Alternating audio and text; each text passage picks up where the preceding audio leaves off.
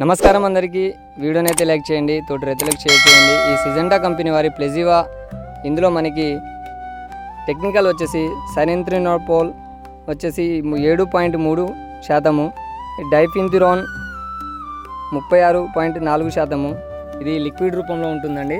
ఇది మనం ఏ టైంలో స్ప్రే చేయాలంటే 40 నుంచి 45 రోజుల పైన ఉన్న తోటలకు ఒక్కసారి అయితే ఇది స్ప్రే చేయడం వల్ల పురుగు ముడత కంట్రోల్ అయ్యి సైడ్ కొమ్మలు బాగా వచ్చి చెట్టు అయితే బుట్ట కట్టడం జరుగుతుంది.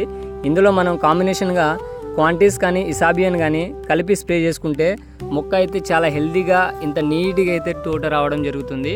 ఈ మందునైతే నేనైతే పిచికారి చేపిస్తున్నాను. చాలామంది రైతులు గ్రోత్ రావాలి అనుకున్నవారు ఈ మందునైతే స్ప్రే చేయండి. చాలా బాగా సమర్థవంతంగా పనిచేసి గ్రోత్ అయితే బాగా నీట్గా రావడం, బుట్ట కూడా కట్టడం అయితే జరుగుతుంది.